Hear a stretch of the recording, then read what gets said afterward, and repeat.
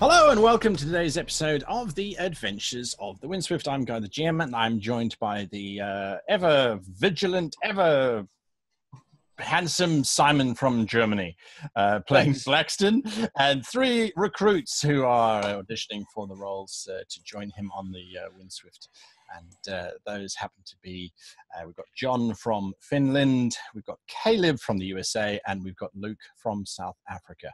And to kick us off, they're going to give us an introduction to each of their characters. So Dice of Destiny, there's three of them. I'll roll a d6 and make it up anyway. So Caleb, wouldn't you introduce us to your character? You muted yourself, so please try again. This is Hortus, the half-orc. He is joining the Windswift to try and make himself a better person, basically. Give us a visual description of him.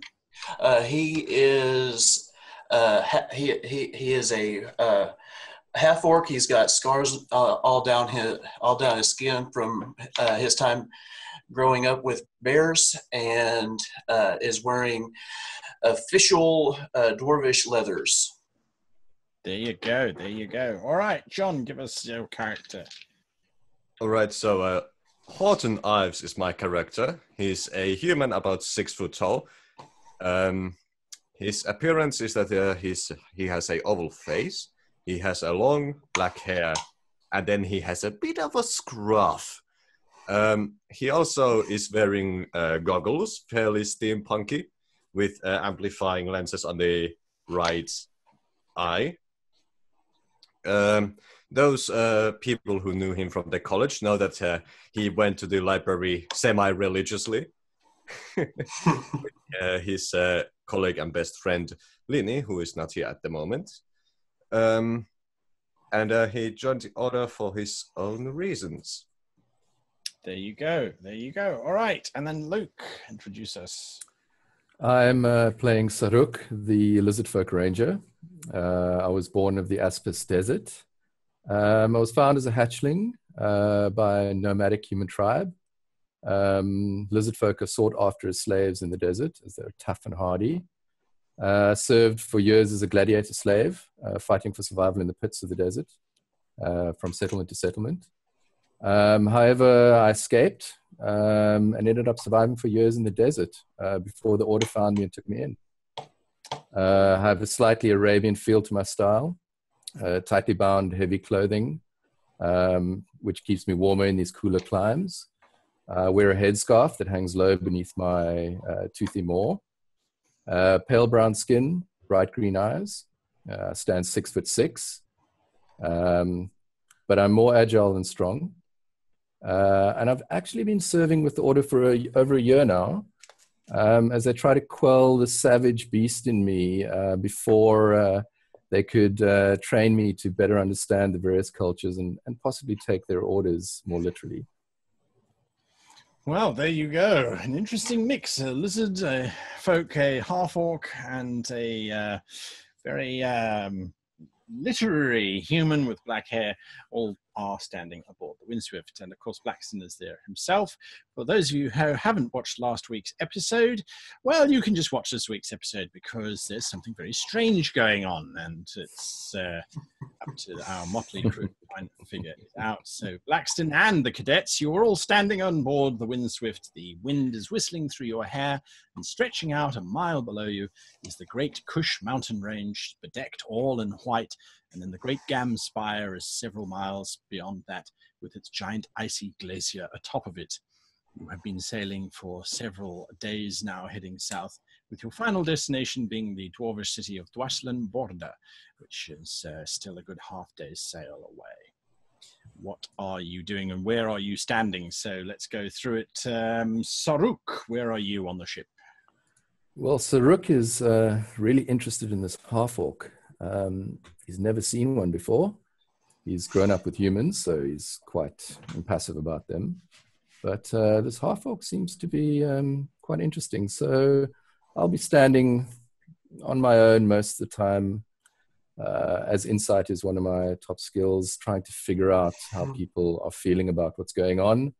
But I'm keeping my eye on this half-orc, especially with his beast that he has roaming around him. There you go. Well, and the next question is, Hordis, what are you doing? Well, I'm going around looking at the different gadgets that's going on. The pulleys, the levers, just checking it out, seeing how everything is actually working. I have a idea from the technical aspect, but I want to see the actual aspect, just trying to get a feel for the ship, basically. All right. You absolutely are aware that this very large lizard man is paying you quite a lot of attention as you're moving around the ship, as is the second officer of the Windswift, Naxon Hashtahep. He's also watching as you move around. Standing at the wheel, of course, is Lieutenant Ty. So that leaves us with Mr. Ives. What are you doing, sir? What is Horton doing? Well, Ives would be in the cartography room. He would be with maps and checking out with his divider that how long it would be so they would reach the what was the city? Dwaslan. I can't pronounce it. So, would I roll anything? Absolutely. I'll come to you now shortly in terms of roles. And then Blackston, what are you doing? Because there's a very urgent call coming through to you from the engineering room. Kind of open it. It's happened again, sir. Close it.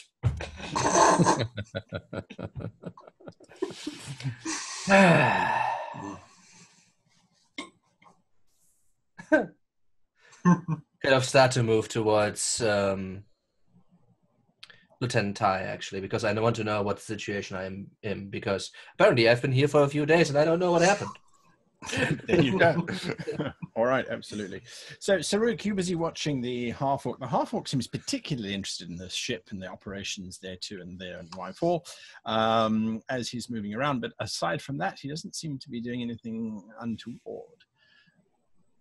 Well, Saruk is more interested in the fact that he's most likely tasted most of the humanoids on the ship before, but a half-orc is something he's never quite palated before. He gives up his study of the half-orc and looks around the ship. I think he is more interested in the people than the ship itself, although he doesn't quite have sea legs, so he's standing in exactly the same place, not moving anywhere, trying to gain his sea legs or his air legs. Right. Yeah, he's just eyeing everyone out. He's not one to speak much, so he's not going to say much right now. Okay.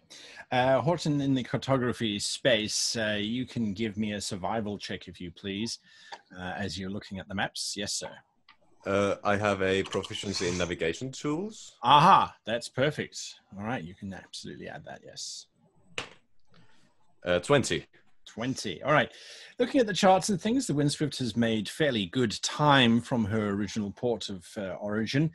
She's moving at a brisk 20 knots an hour, which is very good going considering where you are heading. And you should be on course to arrive within about 4 hours of at the city of Dwaslan. Of course, protocols dictate that the ship should land in the ocean at least 2 miles outside of the city's perimeter and then sail in, simply because flying ships are supposed to be a thing of mystery and the general public shouldn't know that they exist at all. The door, however, flies open, and standing in the doorway is this very short gnome. He's very disheveled. He looks very, very concerned. He looks at you. You're not Captain Sorry. Have you seen her or Captain Blackston? Only I was trying to report that something very urgent has happened and I was cut off.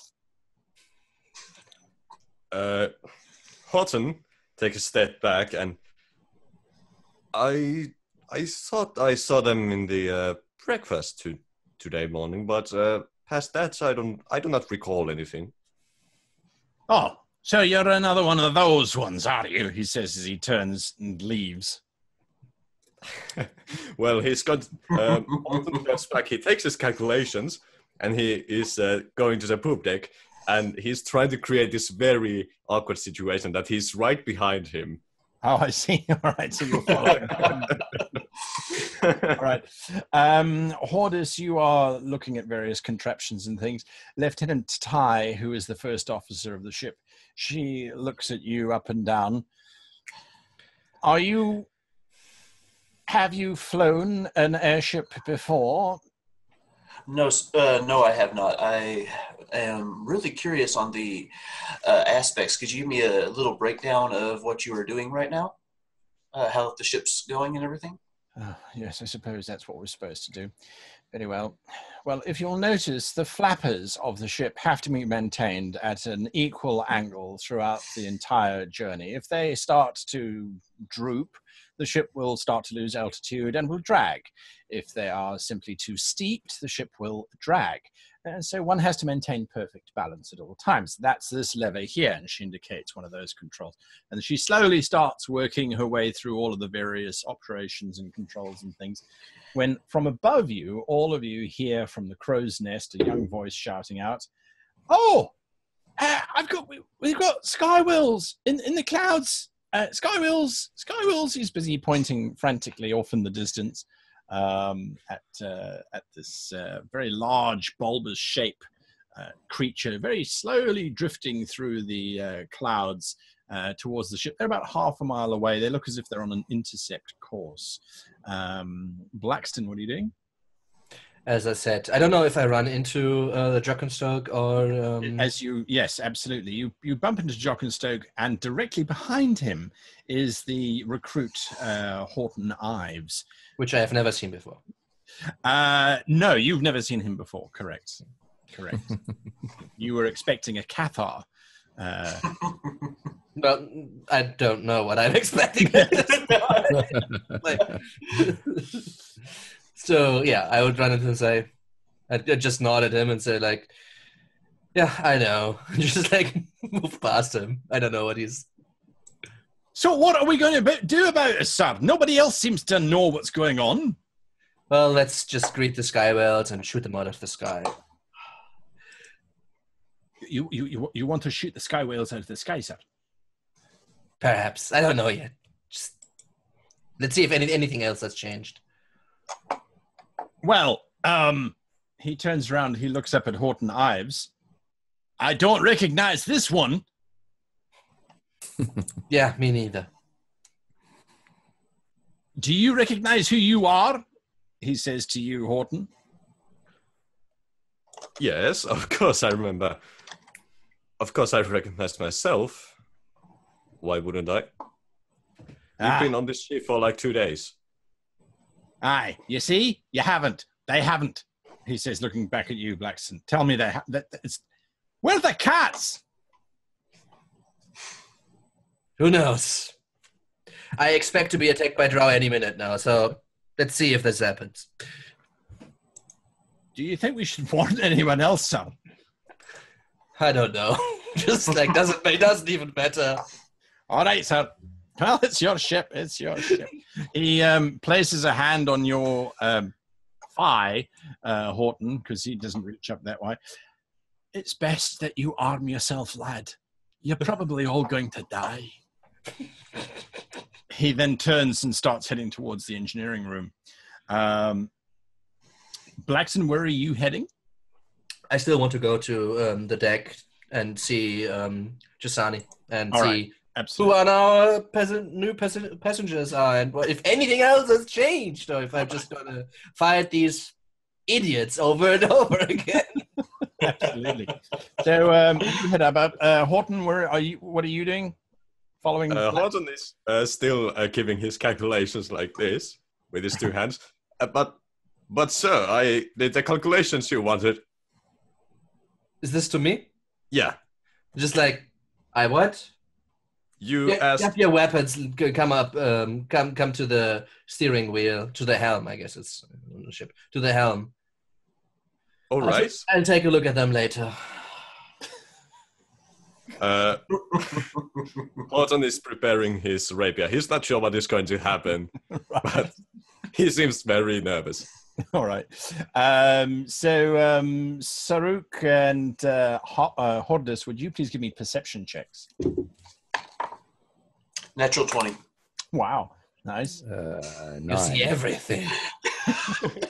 I am very interested in the wheels anyway. I'm too focused on the half orc. I rolled a 9. 9. All right. So, Hordus, what you realize is as these skywolves are getting closer and closer, their shape is not correct. You've seen, when you haven't seen skywolves before, you've seen illustrations and wood cuttings of skywolves before, and they usually don't have as much metal on them as these ones do. They are not encased, but they've got specifically over vulnerable areas, these large metal plates that are held in place with these massive leather harnesses. And where their front wings are, where their front flippers are extending out from them, you can see that the fronts of those flippers have got these large spikes on them. And you're fairly certain that they don't usually have great big prow horns either. But these ones have got them as these large brass horns have been attached to the almost like a helmet that this beast is wearing.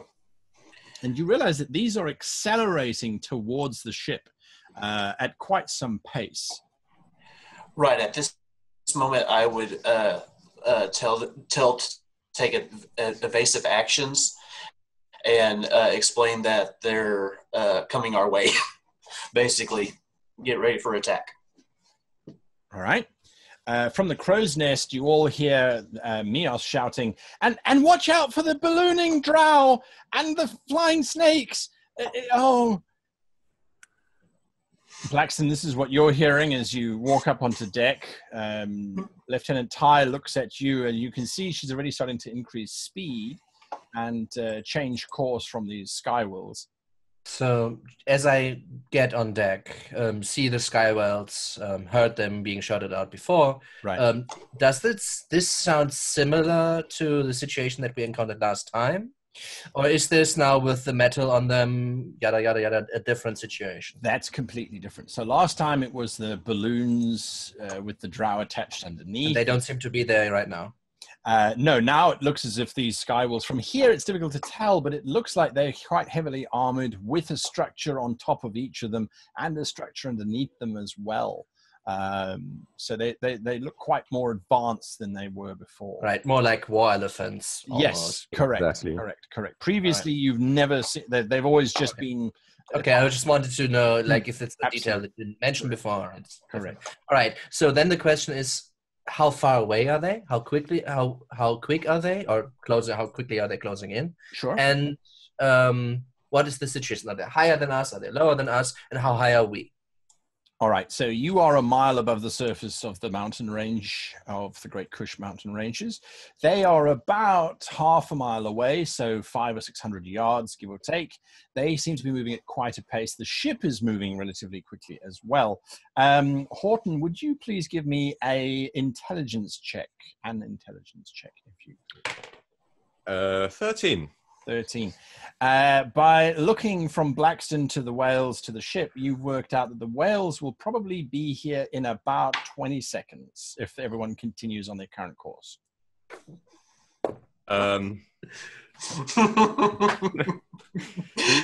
Horton is not sure how to react. He just pushes the calculations to Simon's face, basically, drops them.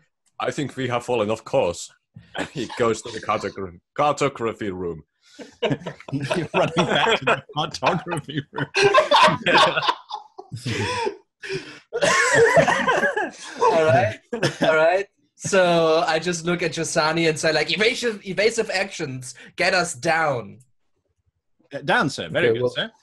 All right. Well, so, Saruk sees the danger as he's seen war elephants before. yeah. But he senses the danger in the reactions from everyone else. He's quite an impassive person. So he slowly draws his long, curved, short sword, which looks more like a meat carving stalks towards the railing closest to the nearest sky whale. So you're pulling out your short sword or something like a coppish or sort of a kukri, something like that. Yes. And as you're standing at the railing, you realize that one of these sky wheels is about 80 to 100 foot in length and wearing about 1 to 2 tons worth of metal plating. And Well, he looks over the edge and looks down and looks at the ship and realizes that there's nowhere else really to go. right. So if he's going to go down, he's going to go down carving his name into the side of the sky whale. All right. Hordis, what are you doing? I am grabbing my short sword and basically telling Galros to get ready to eat well. Well, that gets an excited reaction out of the little creature as yeah. Saruk sort of grins and looks at his comments. Right. And of course, Horton, you go running into the cartography room. As you get into the cartography room, Lieutenant Tyre starts to take evasive action, which is to pull the ship hard left. Which is interesting. Apparently she dropped her flappers. So the ship pulls hard left, but it pulls hard left and jerks suddenly. So I need everybody please to give me a dexterity saving. Oh, ship dear. Oh, no. Dramatically. All right, so let's work our way through it. Saruk, your number? Ooh, that is a 21. All right, well, with your one hand clutched on the railing, you don't really worry too much as the ship rolls over onto its side. Hordis? Natural 1. Oh, dear. There's always one. All right, so Hordis is going sailing. Horton? 10. 10. All right, you are being attacked by some very angry parchment. And Blackston? 12. 12. All right, so you're okay, if a little bit shaken. You look over to Jasani, and you can see that she is looking very confused as to why the ship suddenly lurched sideways, and she sort of shakes her head. All right, so Hordis, you are busy sailing across the deck. Would you give me an acrobatics check, please, to stabilize yourself? 13. 13, okay. So with that, you sort of spread out arms and legs in all directions, and you sort of slide to a stop as the ship then restabilizes herself. You can also... I yell out, watch those flappers! Shout out. All right. Absolutely. So the ship starts to pitch and she's starting to move away from the sky whales, pulling quite hard away from them. They seem to have accelerated, and now you can hear drifting very subtly across the wind. You can hear this loud boom, boom, boom, boom, war drums or tempo drums almost playing out as these whales start to really push with their flaps, with their fins, as they start to push as fast as they can forward, their big tails cutting through clouds and just pushing them aside as they surge forward to try and catch up with the ship. Blackston? We have our weapons back, right? Yes. And I do also hear the war drums. Correct. Everybody does. They're quite loud. Do we have marksmen right now? In terms of people Ballista, that operate the ballistas, absolutely. Well, the ballistas are there. And already Naxon is looking ready to mount one. Otherwise, you've got the cadets, of course, that can do that as well. Right. Man the weapons, shoot at them, and Jasani, get us lower. They're heavy. They won't be able to break as good as we can, as well as we can. Oh, my God. That's where your mind's going. All right. Yes, absolutely, sir, she says. And get the ship under control. Yes, sir. I'm sorry about that, sir. All right. So she's increased speed. I want her to go fast and blow. This is like Independence Day shit. All right, she says. She rubs her hands together, grabs her flapper altitude control, and just pushes forward, sending the ship into a very, very sharp dive. She shouts into the horn, "Hold on!" as the ship starts to plunge downwards. Can I have initiative from everybody, please, so we can bring some order to this chaos? All right, Saruk. 12. Thank you. Hordus. 18. And your animal companion goes on your initiative, right? Yes. All right. Horton. 13. 13. Blackson. 15. 15. All right. So, Hordus, you have been, you've heard the order from the captain, man the ballista, and you can feel that the ship is about to plunge downwards. There's that moment where the stomach is just lifting up inside your rib cage, threatening to burst out your throat. What are you doing? Well, I run to the rear ballista All right. and get it ready to fire. All right. So you sort of climb into it. You click the safety harness in, and you start controlling the wheels, which will lower, raise, and pan and tilt the head of the ballista itself. Okay, so that's what you're busy doing. Blackston? Getting myself tethered to the ship. All right, absolutely. There's plenty of ley lines. Getting next to doing this next to her, next to down. Right. And I will cast a bless if I can. Sure, absolutely. Not a I problem. will cast bless on Jasani. Yes. I will cast it on the 2 people who will man the ballista. All right, so that's probably, well, that's Hordus you've seen climbing into one of them. Saruk, are you heading towards the ballista? No, that contraption is too advanced for Saruk's mind. He's digging his clawed feet into the deck of the ship as it dives, and he is drawing his second short sword. Oh my God. That's all I'm seeing. All right. So His tongue is lashing out quite feverishly as he's testing the air. It's about the only nervousness you see in him. Right, absolutely. Horton? Horton would be loading his pipe with some strong drug-type weed. And he starts smoking it. And as he enters the cartography room, he's going to look for a book which details a Terminator-styled land whale. I mean, not land whale, but sky whale. The sky whale, all right. If there is any. All right. So absolutely. There's several old books and things in here, and you start to look at aerial creatures and the natural habitats of those that live up amongst the clouds. You start paging through, and you skip the part on Bespin, and you move on to whales and that sort of thing. All right. So that's what you're busy doing. The entire ship suddenly drops down. What has happened is... in terms of the ballista, Blackstone, so you have blessed Hordus and Naxon. Hashtahep has taken up the primary forward gun. Okay, Sure. So you've popped up a note saying you've done the maths. The skywheels are moving at 60 odd kilometers per hour, so they are really surging forward. The ship suddenly drops as Jasani simply sends it straight down, with Saruk standing there, his tongue kind of, it was going this way, but now suddenly it whips sideways with the wind catches everything. And the ship plunges. Let me just check what the roll is like.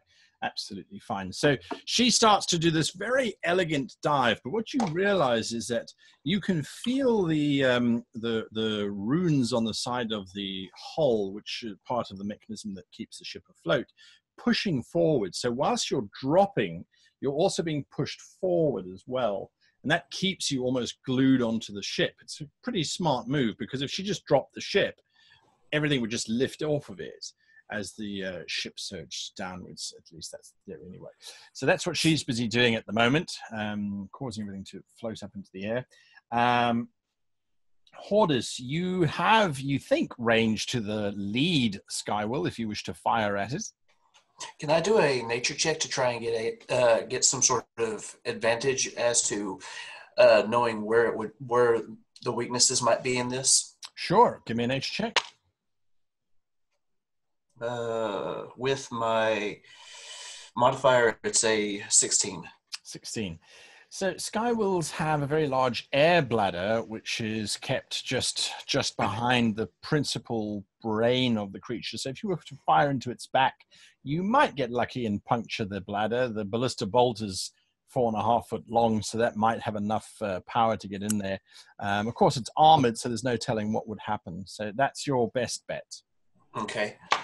I roll a 15, and I'm assuming Dex goes with this? Sure. All right, so that's 16. 16. All right, so you line up with the shot. This creature is quite far away, and you fire. The ballista bolt sails directly towards the skywill. It looks good. Everything looks fantastic. You have an extra D4 because you're blessed too, right? Oh, yes, that's right. Absolutely, absolutely. Thank you. Add that in. Got a 4. There we go.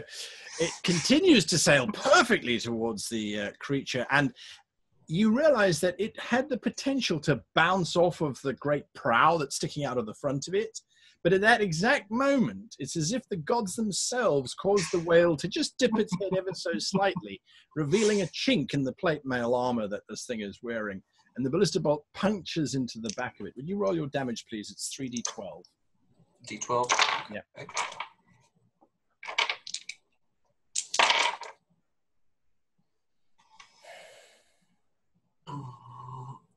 16. 16 damage. All right, that slams into the creature. The drumming sound that you once heard, which disappeared in the Doppler effect very, very quickly, is replaced by this low rumbling. It sounds like thunder suddenly pealing out as your bolt hits this creature. Blackston, you're standing next to Lieutenant Ty when suddenly there's a voice in your head, a very familiar, if somewhat very dead person as far as you're concerned. Blackston, I am sensing a mind on board the whales, which I think we need to investigate quite heavily. Is this the voice of Demestra? Yes.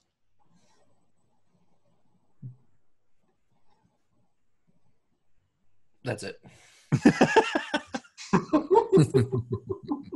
That's it. All right. So that's what you're doing. Horton? All right, so Horton is checking out if there is any peoples or culture who would like make these sky whales like tanks. Anything? Absolutely. So you're busy going through the book, having a look at it. Give me an Arcana check, if you please. Arcana. Mm-hmm. I'll take that. 22. Wow.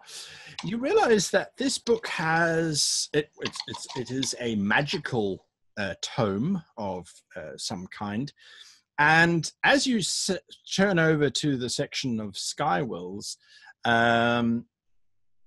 there's notes in terms of their grazing habits, their feeding habits, and that kind of thing, but no one is none of the entries talk about them ever being armored in any shape or form. There are rumors that druids use them for transport, but aside from that, that's it. No one has ever domesticated them or armored them whatsoever. And when you realize that their speed, they're capable of approaching almost 100 knots in the air. A significant amount of speed can be achieved by these creatures. They very seldom do that, though. And the warning is that the ships should not approach them or should not attack them because they are significantly tough creatures, but they have a herd mentality. And if they get attacked, they will defend themselves. And usually it's by ramming into airborne vessels and effectively just smashing them out of the sky. What's going to happen anyway, right? So, right. Yeah. And that's my turn. Yeah, that's it. That's kind of what you get there. Saruk, well, you are now staring at a giant mountain range which is looming up towards you at quite a pace. Yeah. Well, Saruk's seen some shit in his life. Being a pit fighter, but this is something beyond anything he's experienced. He's actually quite excited. Did the bolt hit the whale? As far as you're aware, yes. He sort of looks up at it and looks back at the ballista. Says, it bleeds, so the hunt, it begins. And his tongue lashes out a few times, again steadying himself for anything that might board the ship. All right, Yeah. absolutely. Absolutely. Speaking of which, Naxon now fires. Oh, X24. Okay. Yeah. All right, so he fires off. The bolt sails out towards the closest whale. It doesn't do as much damage as the previous one, but it certainly impacts it quite heavily as well. The ship is now maybe half a mile from the Great Kush Mountains. The air is getting colder and colder and colder as you get closer and closer and closer to as you get closer and closer to the glacier. And the ship is moving faster and faster and faster. Back to you, Hortus. You're going to fire again. This creature is still following. It's gaining on you. The ship is not increasing the distance. Yes, I am definitely going to try a realigning. Maybe I did something wrong the last time is what I'm assuming. Right. And I hit with a 19. Yeah. Your bolt sails out straight and true. Do your damage. 18 again. 18 damage. Wow. Okay. All right. So it slams into the creature, and this time the entire creature, as it impales it, there's that deep rumbling again, but the entire beast rolls onto its side quite dramatically, which is an indicator that its air bladder has been punctured in some way. And as it rolls over onto its side, you can see all the plate armor and that kind of stuff. It's very well made. It sits on the creature, but you watch, perhaps with a certain amount of glee, as a figure falls out of the undercarriage that's part of this device. It literally falls out and disappears down towards the mountain range, arms and legs flailing, as they did not expect that sudden veering of the whale to happen. And yes, that's a result of that. Blackston? All right, so I tell Jasani what I want her to do, which is go down low. They're gaining of us. That shouldn't happen. Make this thing go fast. This is the Windswift, the wind snake. And go, and before you hit the ground, just like pull up and make them, if they're heavy and they're faster than us, they will have a hard time to break. Meanwhile, understand you, sir. Yes. Once I've said this, I just then run below deck. All right. So towards the down below deck. Absolutely, absolutely. Not a problem. Mr. Ives? Ives is going to take a few notes of the book, and then he's going to put them in his jacket, right? And then he's going to just bolt on the deck. All right. So you start to make your way up onto deck. Absolutely, not a problem. As you are running out of the cartography room, there is another gnome who looks very similar to the first gnome that you encountered, but just slightly different. Is it a bit younger? Perhaps you're not entirely sure. He stops. He looks at you. Oh, it's happened again, has it? All right, that's fine. Listen, there's a small problem that I think you should come with me, actually. Yeah, you should probably come with me. Come with me right now. You look quite strong. You're a human, right? Good. Come with me. We've got a bit of a problem. Yes. Come with me, he says, as he starts heading deeper into the ship itself. He kind of looks at himself, and that he looks similar to a twig. Right. But he doesn't want to say no, since he'd think that it would be rude. So he's going to follow. All right. So you follow deeper into the bowels of the ship. Saruk? Well, Saruk is going to... I take it there's basically a chase scene happening here with the ship diving and these whales diving after us. Correct. He's going to slowly but steadily grip with his clawed feet and make his way to the back of the ship. All right. Obviously, the wind tearing at his clothes. And the back of the ship, does it have one of the ballistas attached to it? It does, and you can see Hortus is sitting inside of it, sort of busy Yes. firing with glee, and he's busy loading another ballista bolt into the chamber, busy resetting, pulling the dials, kind of cranking up, getting ready for The whole time, just this big giant smile on his face, just. Okay, well, I walk past him and blink once or twice and head to the back of the ship, staring out over the railing, watching these whales coming in. Right. So the first one that he hit, you can see it's rolled to the side, and now it's completely lost its velocity, and it's plummeting to the ground. It's not floating anymore, but it's rolling over and over in this very deep moan. One of the bigger ones is pulling away towards that. Yes, Simon? So is this like a Hitchhiker's Guide to the Galaxy moment for this whale? Yes, it's in trouble. High ground. Correct. So one of them is pulling away towards that. There's still now two that are following the ship as fast as they possibly can. Does it look like there are any borders aboard these whales? So the undercarriage of the whales, the dorsal and ventral sides, top and the bottom, look as if they've got these cabins quite elongated sitting underneath them.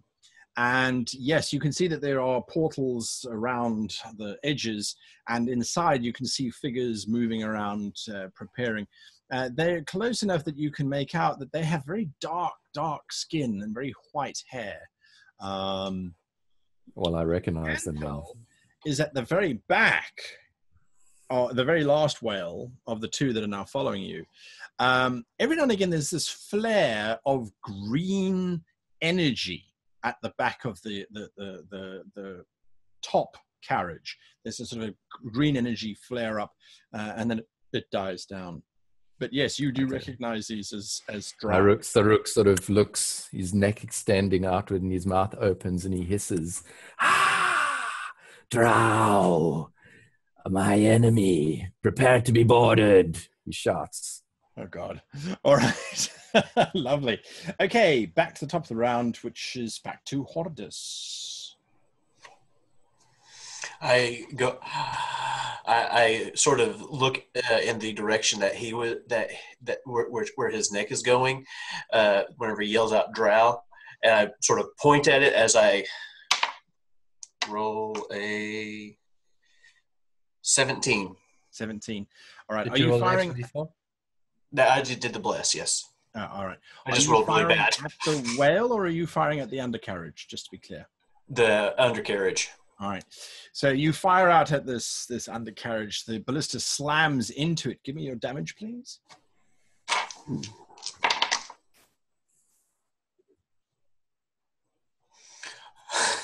26. 26, dear Lord. Almost max. All right, lovely. So it blasts into this undercarriage and rips out a chunk of the front of the structure, pouring out of it like so many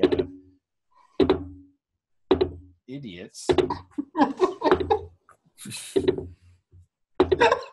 Oh, those are the war drums. They are indeed the war drums, the dice of death, apparently. 6 drow stumble and fall out of this front that's been ripped away, and 4 more scrabble and hang on and hold in this great big cavernous gap that's now been rent in the front of the carriage. The 6 start to, well, they break apart, they break up, I suppose, into different groups and start falling towards the ground. A little bit slower than the whales, which are diving towards the ground. But yes, that's absolutely what's happened.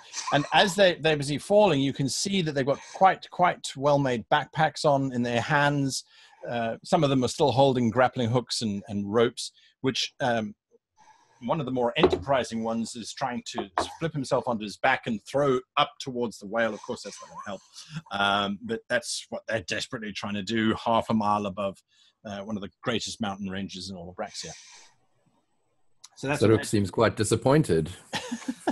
Blackston, you arrive at Demestra's quarters. She is busy holding on to everything. She looks up at you. What? How? Where?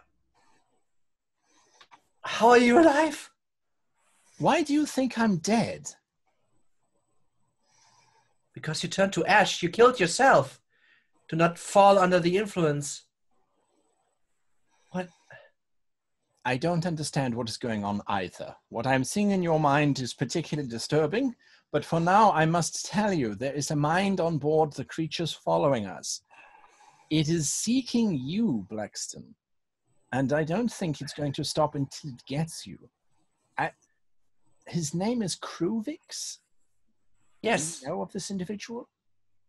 Since 2 hours from now, I guess. I don't have not- understand, but there is an obsession that he has with you. I'm getting a very solid impression that he is focused on you. Well, good for him. What? How are you? Well, I'm not Ash. I'm not dead.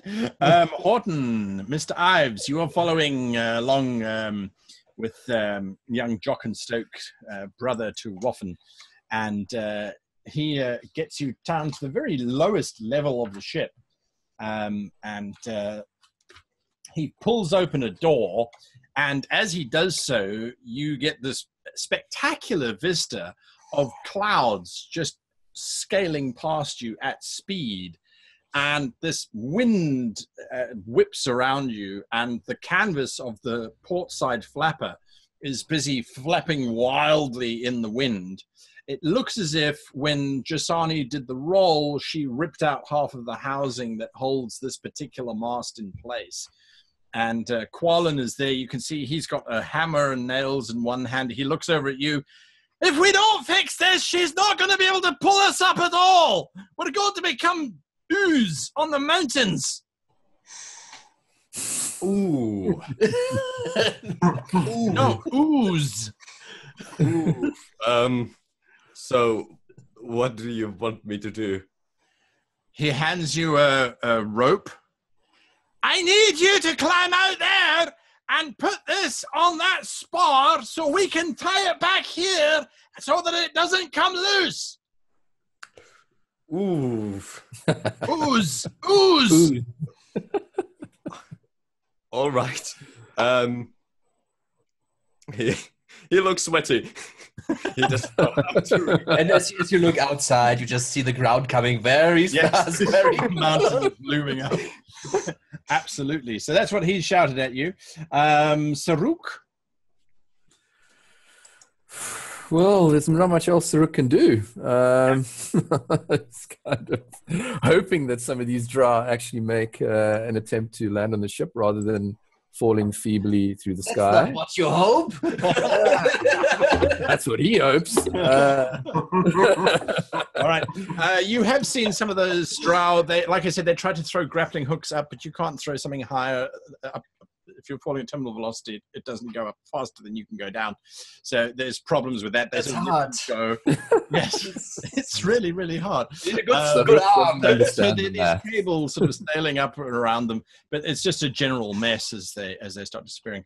The closest whale to you is about 100 feet away. It's gaining. You could, in theory, leap off of the deck. Which is what I was thinking.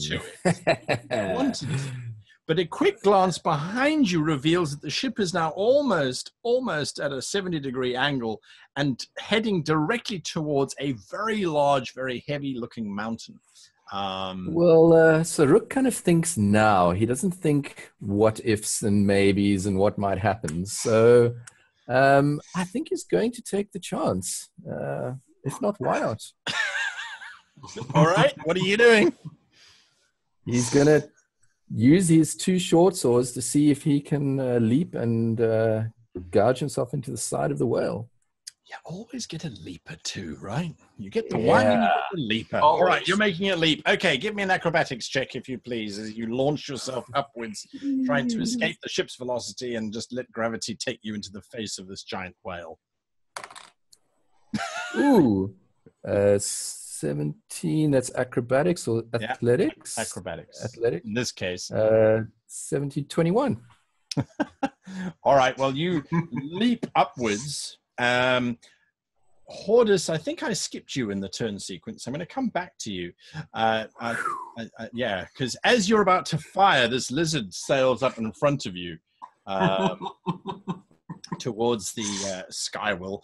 It's not like the pets back home. As you launch upwards, I'm assuming it's arms out wide, tail out wide, legs out wide, everything just sort of as big as possible. So Two short swords forward, ready to gouge and dive on. You slam into the front of this very metal whale. So here's a question about physics.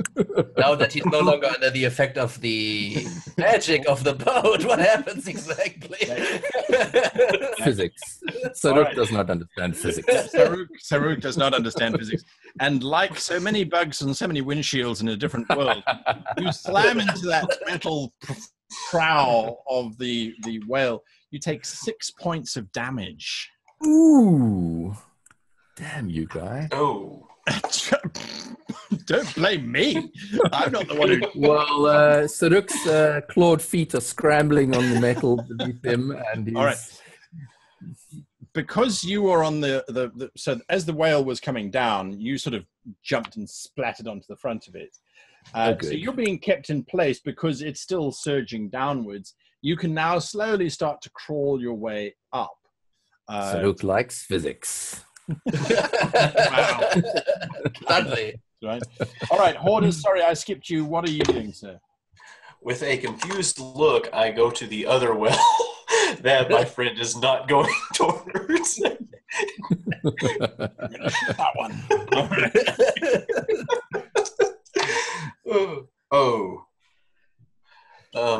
Natural 1 plus... no, that's all right. You've got a natural 1. We use exploding ones. Yeah, so roll your D20 again. No modifiers, no blesses. Just give me the number. Don't kill yourself. Natural 20. A 1 and then a 20. Yes! So what happens is you're busy, because you're trying to realign the guns, you're busy swinging her around, but you're very eager to be involved in this combat. Super, super, super eager. And so what happens is you're busy spinning the wheel, which rotates the ballista around. But instead of locking the wheel then in place, as a capstan, which you have to put in place on the gearing mechanism, you spin, let go, grab the bolt, put it in, spin some more, let go, and then pull the firing trigger. The result is the ballista has continued to spin around on its own accord and is now pointing at a very specific location. Is it just on the dice back? Well, let's see. As fate would have it, Horton, would you choose a number between 1 and 8, including 1 and 8? God. Oh, no. No pressure. So 1 and 8 and... 5. 5. 6. All right, so you are lucky. You are very, very lucky. Just coming up. Like, I got it. No. All right, so that's absolutely fine. All right, would you please roll your damage for us, please, Hordus? Ooh, that would have been so bad. Good. It would have been. 8. 8? Wow, okay, that's lucky. Yeah, I'm rolling all over the place today. So all 3 of you, excluding Mr. Saruk, feel this massive impact happen on the ship, as if you've been struck by enemy weapons. So did we take the damage? Yeah, 8 damage, if you please. 8. Yes. Horton as well? Well, he's not. No. Sorry. The ship takes the damage, not. Oh. Yeah. I'll just. Yes. There are different ramifications. Characters. So back to the top of the round. Hordus was at the top of the round. So Blackston, you're with Demestra. The ship rocks as if it's been hit. So, how have you been? No, it's very not the time to talk about this, Blackston. I am as confused as you are. I fear this is the only time. What? No. I don't know what's going to happen. But you are here in flesh and blood. Well, yes, sort of, I suppose. Well, it's very complicated with the undead, you know. As she and you start having the conversation with the ship rocking outside above you, you can hear Lieutenant Ty saying, "Everybody brace!" How have you been? I mean, I can, you know. All right, so that conversation is happening with Denestra as the rest of the world is falling apart. Horton Ives. Quallen is looking at you. You want to crawl out about 10 foot out of the ship to get to this particular brass restraint that he's talking about. All right, so he's going to try and do that fairly reluctantly. So what do I roll? All right. So it's going to be an athletics check, if you please. Ooh. 14. 14. All right. As you crawl out, on the wind is just incredible. It's cutting into your hair. It's pulling your cheeks are being pulled because of the speed. And you realize that the mountains are, if they are 400 or 300 foot away, that's far. They are looming up at an incredible speed. And from this yardarm that you are on, they're in all different directions. The ship is pointing almost directly at them. Then very faintly over the wind, you hear this command, "Brace!" Horton is going to take his pipe, and then he's going to refill it. And take a final drag. All right. So let's do it. Okay. Saruk, where are you heading? Well, Zaruk is being torn at by the wind. Yes. He looks back at the ship. Does he see the ship changing its trajectory? That's a big word for Zaruk. But It's a big word for him, yes, absolutely. So, yes, you see that both the Windswift was sailing downwards and the whale was sailing afterwards. The Windswift is now starting to pull upwards and change course. Okay. The whale, Yes. not sure what that's doing. So, at this current trajectory, am I going to be crushed between a whale and a mountain? Yes, pretty much. Although the snow might break your fall. But then the 5 tons of whale. Yes. Right. Is between a rock and a soft place. Well, there's not much else.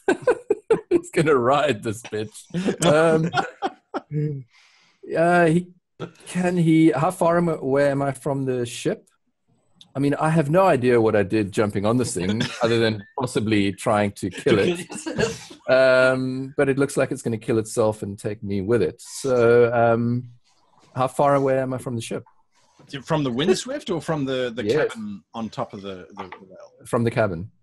Oh, probably 30 foot, no more, because it sits quite far. I'm going to claw my way up there. All right. It's a bit of a claw, and the wind kind of picks you up every now and again, so it's a scrabbling. I'm kind of sort of stabbing and clawing. And making your way towards. You eventually get up to the front of this cabin, and as you kind of claw and pull yourself up, you can see that the front is this large viewing window. And as you pull yourself up, you can see a whole bunch of drow, there are about 15 of them.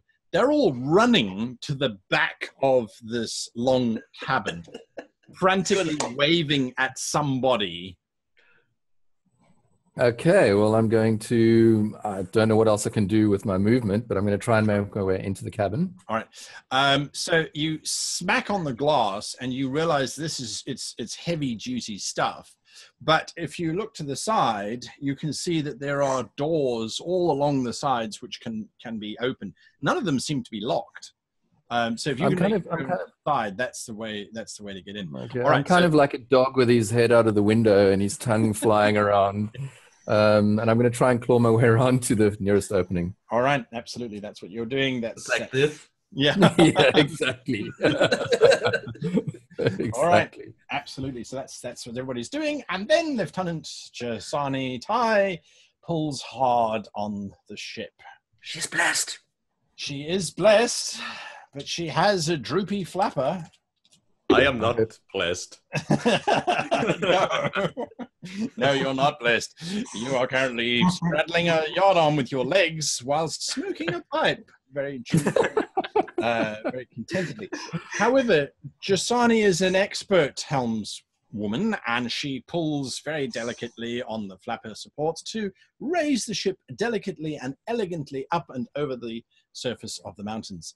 That is if the flappers had been repaired. However, one of them has not been repaired. It is weighted down by a human, and so you can feel that there's cables tugging underneath you, Horton, as you're busy taking a puff on your pipe, which is yeah, well, it is what it is. But the flapper is not lifting up. So what happens is the one side of the ship starts to lift up, whilst the other side continues to drag and flutter without this flapper in support. So I need Blackston and Hordus. Would you please give me acrobatics, dexterity saving throws? Hordus, you have advantage. Sorry, 19. All right, that's good thing. 19. 19. All right, so you're on the guns. You're busy watching the lizard man crawl his way along to the side of the cabin. The other whale has veered away. It's no longer plunging down. But suddenly the view changes to this mountain range as the ship changes course completely. But you can hear there's something banging on the side of the hull. Something sounds very, very wrong. Something sounds very, very broken as well. What are you doing? I am going to try and deduce what this might be. All right. So give me a history or an arcana check, please. 19, 21. 21. All right. That banging at that particular space, it's not what you shot, thankfully. You realize that to your relief. It literally sounds as if the port flapper has broken loose. This will account for why the mountains are at a diagonal rather than being on the horizon. The ship is rising at an uneven rate, the one side over the other. The way to fix that would be to stabilize that flapper. And that would require you to go down into the hull of the ship and then get to the actual flapper itself. I start making my way there. All right, so you unclip yourself from the gunnery section and start heading down towards that. Absolutely fine. Back to you, Blackston. Yeah, so we're just like this now. I'm fine. I can't complain, really. Yeah. Okay. Yes. So, this person, this mind. Yes. Do you sense his intent? He is after you. He is trying to kill you again. I don't understand exactly what is going on, but it is something to do with a discovery that you have. It destroys him, and so he is here to destroy you before you can do it. It's very confusing. It's actually not as confusing as you might think. All right.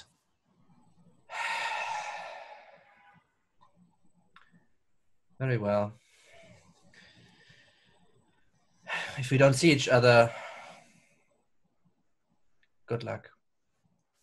Kind of turn around and then run back up to the helm again. So you start running, well, sort of staggering up because it's the ship's like angle. Inception, like on the sides of the wall. Absolutely. Horton on the spar. I need you to give me a strength check, please. Athletics? No, 8. So as the ship tries to pull up, it fails and pulls sideways. You swing out underneath the ship. So now you're hanging, you are perpendicular to the mountain ranges. And you realize that perhaps holding the pipe while smoking it was not the best of decisions made just before the ship did a maneuver like this. And so your legs go, we're not holding you up. We're not designed for that. And you just start to peel very delicately away from the yardarm. What are you doing? Well, this is the moment when he realized the gnome gave me a rope, right? Correct. Maybe he should have tied it at some point to something. Maybe that would have been a good idea. But So as you think this, you know, like, Wile E. Coyote. just a wisp of smoke remains. All right, so you can reach out. You luckily have the length of the flapper to fall. There is the big sail canvas around you, so you can try and reach out and grab that if you so choose, or you can do something else. yeah, he's trying to secure his position on the flapper. All right. So that's fine. Acrobatics now, if you please. Yes, as you pull out. Not good. 8. All right, great. So that was a fun session, as almost everyone's now dead. Not me. Yeah, Mike. So, all right. So as Horton starts to realize that perhaps there's more to this aerial combat stuff than just smoking. Although I suppose because of what you're smoking, it's not such a deep regret. You're not really fearful. Right? It's kind of high. Or not life, it's all meant to be. Your business, you start to sail out into oblivion. Saruk, you get to that door. I rip it open. Yes, give me a strength check as well, please, because the whale is now desperately trying to follow the commands that the individual who was steering it is giving it. Just as a cursory glance, if I look into the cabin, does it look like someone is actually controlling this whale from inside? So you realize why all the drow were rushing back towards the far end of the cabin is because there is an individual there. He's got these 2, it looks like wooden batons, but each one has a chain that runs off of it into the deck of the cabin. And when you sort of look briefly around the side, you can see that those chains run all the way down to the fins of the whale. And he seems to be sort of tugging on them desperately. You can see them sliding up and down. You can actually see where it's cut into the flesh of the whale. It's quite a horrid wound that they've inflicted on them. And how many drow do I see inside this cabin? There's 16 in total. Well, if you're going to go down, which you are doing strength right check. now. Everybody's killing themselves. Definitely. Strength check. 16. Oh, well, 17. with the 17. surge of cold-blooded adrenaline, you wrench open the door, and you can step into the chamber with the drow. They, in turn, look back at you. Their faces are a mixture of absolute shock and horror. I hiss at them and clack my teeth together once. 15 drow try to become 1 drow and fit out of the emergency exit at the back of the cabin as they all start to try and pour out the back of the cabin. You're filled with the sense of power that you intimidate them to flee. Exactly. Yes. And I'm going to mountain move peak slowly behind and you menacingly. is nothing to do with it at all. There's not much else I can do. I hope that this pilot knows what he's doing. Doesn't Yes, he has 15 drow climbing over him. So yeah. Also, he mentioned tons of armor.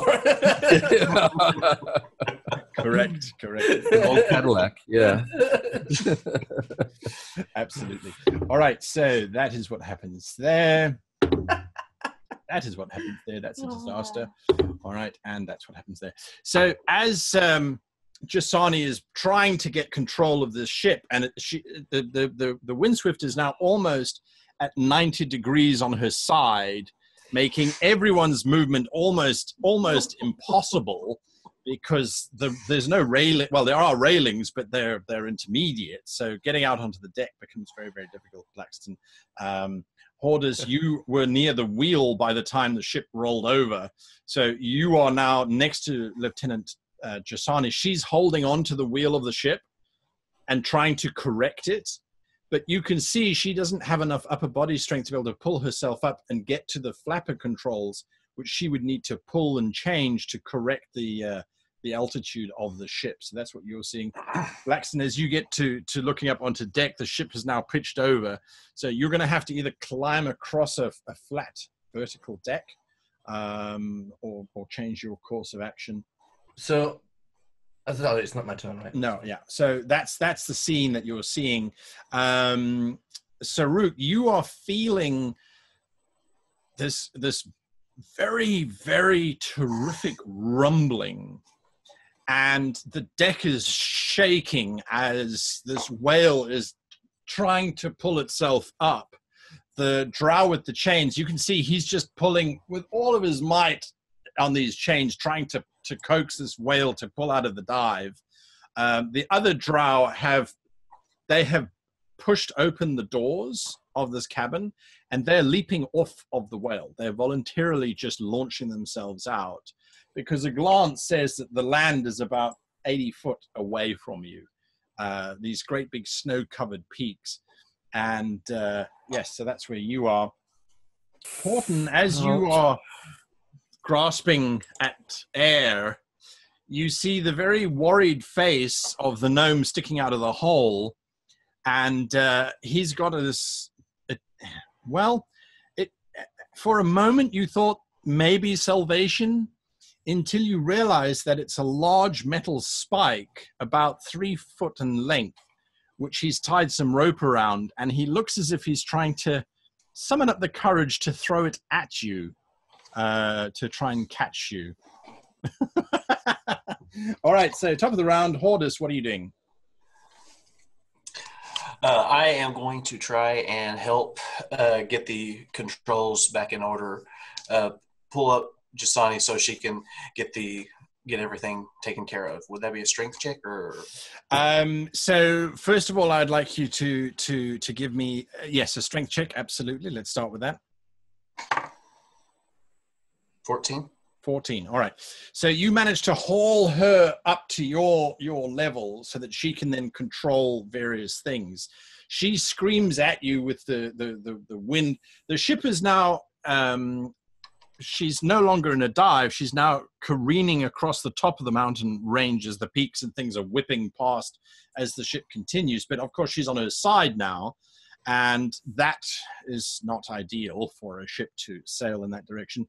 So she's screaming at you, "We need to lower the starboard flapper! It's that control there!" She says. She just doesn't have the strength to reach it. It's fairly near you. You can just grab it and pull on it. Or push it. It's up to you. What are you going to do? Give me 1 second. Push. You're going to push on it? All right. 50-50.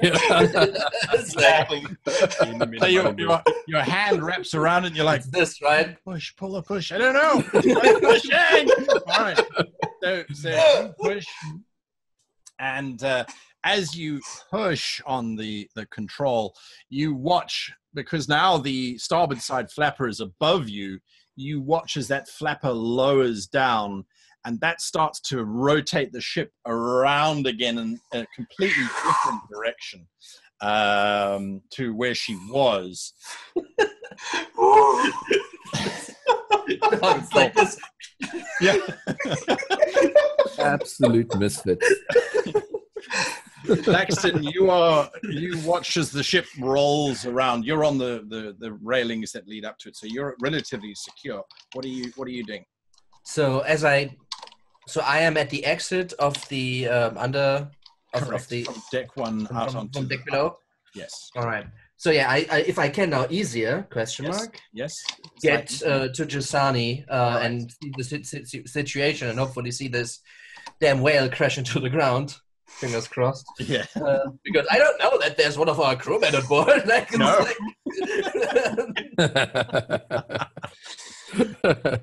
All right, absolutely. So as you get alongside Jasani, she's busy pulling herself up. You can see what happened there. It looks as if we're all right now, sir. She says, careening. The whales. However, you can see that of the two exactly. whales The second whale, right? Correct. The one whale you watch. There's a certain sadness because these are such graceful creatures, but it's not going to pull out of the dive that it's in. It's just not going to happen. The second one, you can see there's this green flaring energy, which you saw before. That's busy flaring every now and again. That one has managed to break off the dive and is now starting to come around. It's still above you. I just pointed it. We bought this shit. And we finished this once and for all. I'm done with this. Yes, sir, she says as she looks over. 3 Mondays in a row suck. I'm not sure what you mean, sir, she says. All right. It's not Monday that sucks. It's your job. All right, so that's what she's doing. Horton, there's gnome who you can see he's reluctant to spear you, but he doesn't have much choice because you're about to hit Snowdrift at God. Okay, well, he hits an armor class of 18. Does that hit? Yes. All right. Horton starts to write his will. Smoke rings. Okay, you take 6 points of damage as the spike just impales you through the shoulder quite neatly. Are you still awake? Yes. 2 hit All right. points. You have 2 options. Either you grab it and hold on, or you don't grab it and watch as it gets ripped out of your shoulder and you continue on your southward trajectory.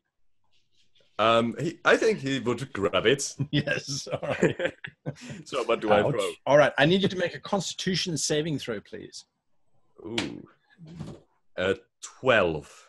12. All right. So as you grab it, you realize, to your horror, that the ship is now pulling upwards and away, and so you're going to get dragged with this thing impaled in you behind the ship.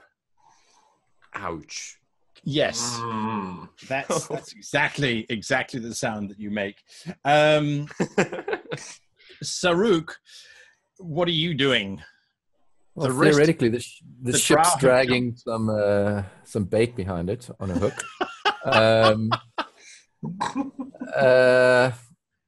Does it feel like this whale is pulling up? No. Oh my God. So heroics, right? What would the chances be of me launching myself off this whale and latching onto the bait and hook dragging behind the ship?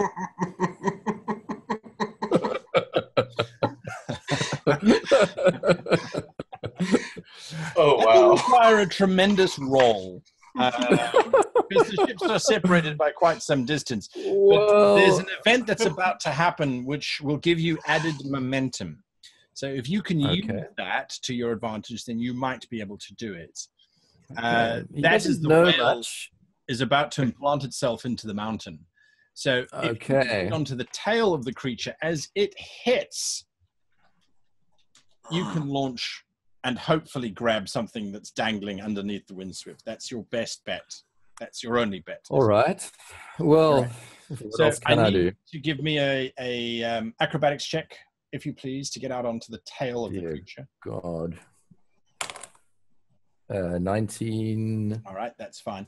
Hold on. 23.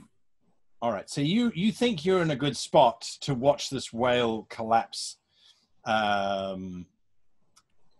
itself neatly into the mountain, which it does. All right, I now need you to give me a dexterity saving throw, if you please. Oh my God. The one has to come. It has to come. 13, 14, 15, 16, 17. Okay. You take 2 points of damage, all right, as this impact happens and you try and launch yourself upwards. Horton, you see this lizard folk sailing out towards you. He's on a long trajectory, but if you don't reach out with your arm, he probably won't reach you.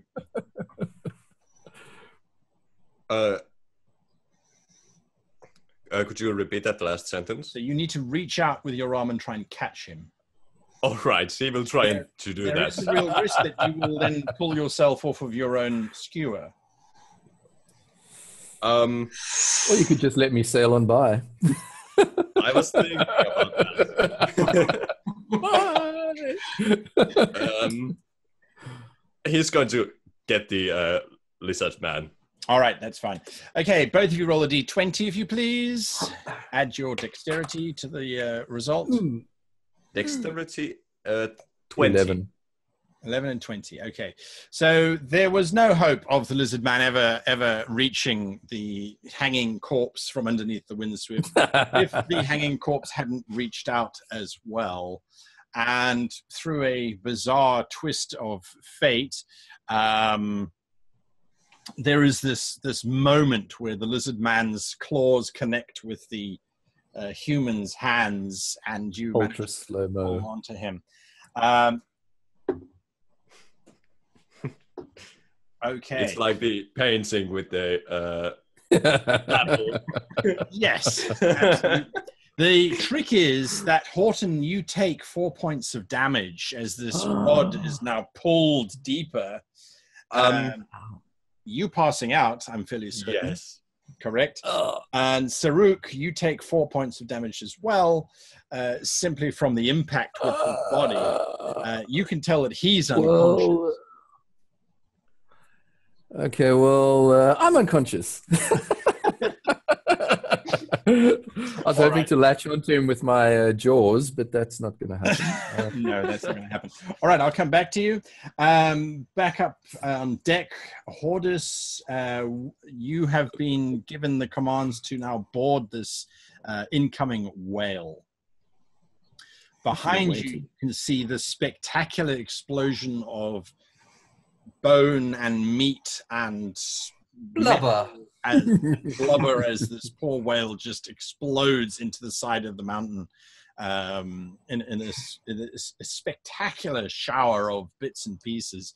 And then you're convinced, as the ship is busy pulling upwards, that you see lying in the snow a very intimate couple, the human with black hair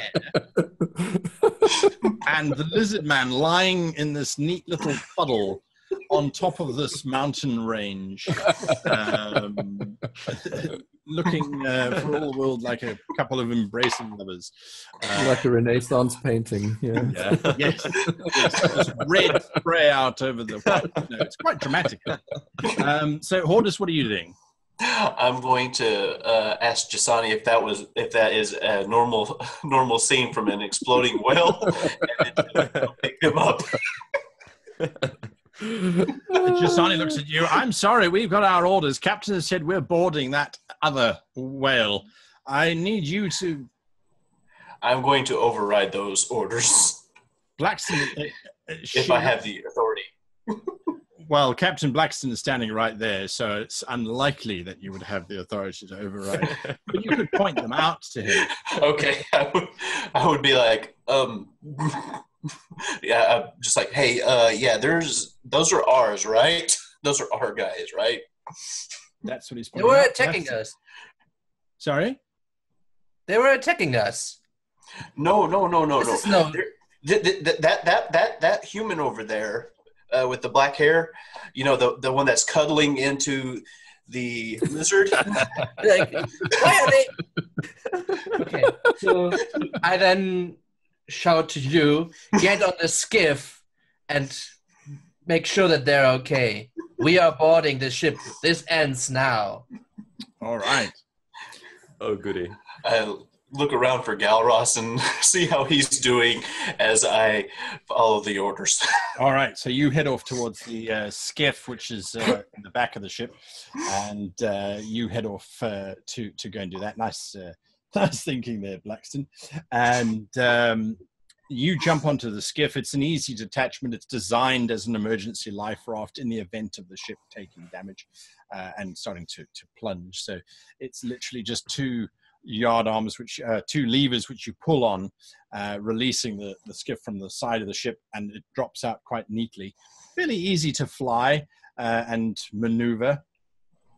You watch as the Windswift curves back up towards the whale above the scene of carnage of exploded whale and the lizard and the human lying below you.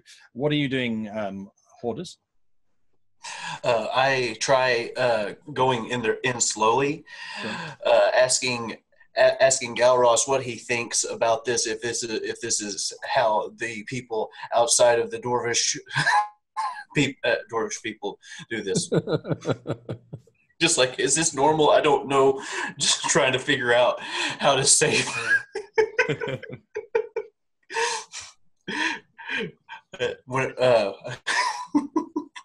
Whenever I get down there to them, I try and open my herbalism kit and try and analyze.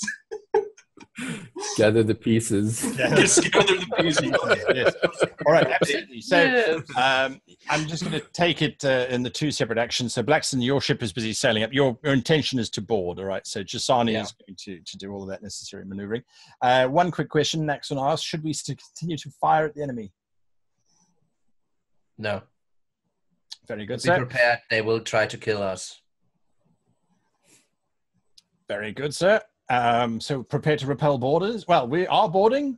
Yes. Sir. All right. He summons up all of the necessary troops to do that. Hoarders, I need you to give me a medicine check. Who are you trying to save first? Are you trying to save the lizard man, or are you trying to save the human? Being that the lizard was following me around, I think he might have had something for me. So I go and I start working on him first. Yeah. Praising. Well, you don't know. Maybe he did everything for him. So, yes, ordinarily the two of you have been rolling death saving throws because of your negativity, but you landed in snow, which I'm going to rule has kept you alive by sort of freezing all of the leaking bits. All right, so what is your medicine roll, please, Mr. Horton? 15. 15. All right. So, Saruk, you start to get the sensation of much pain everywhere. There is a rather uncomfortable trick that the lizard folk sometimes use with their tails and their cloacas, and it feels as if you have had your tail rammed up your cloaca so far that it has come out of your throat.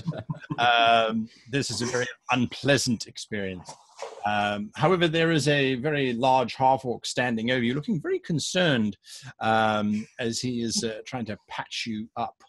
Okay, well, look, I'm going to play Saruk as he should be. How many hit points do you have left, half-orc? I have not been hit. So he's okay. Well, instinctively, I wake up and lash out at the nearest thing closest to me to use my Hungry Jaws ability. And I'm going to try and take a chunk out of the nearest thing to replenish some hit points. All right. So is that the human or the half-orc? Yeah, that's my question there, because y'all are sort of embraced also. Correct. Well, you said I looked up and I saw the half-orc, so, you know. All right, so you're snapping at the half-orc. Make your attack. 15 plus... Do your damage. Yeah. 3, yeah. It's only D6. 4. 4 damage to Hoarders. What is Gelbrock? And I gained that as temporary hit points. All right, so you got 1. You were on 1 from the medicine check. You gained 3 temporary hit points, you say? Yeah, you see Saruk's eyes widen and he looks kind of feral and lashes out, his tail scrambling in the snow, and unfortunately takes a chunk out of your leg before he realizes what he has done. All right, Hoarders, what are you doing on that?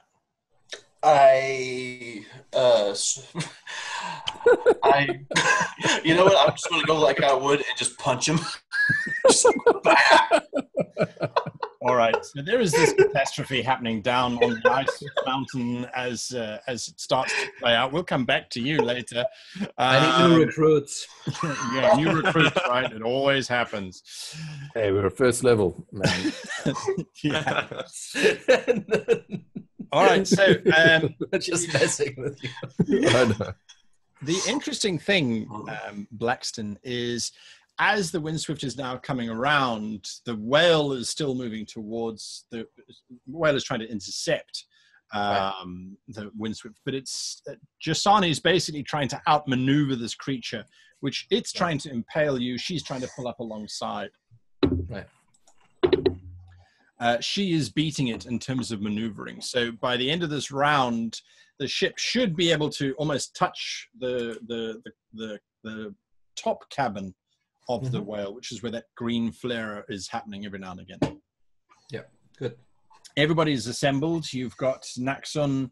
Mios is standing there ready and waiting.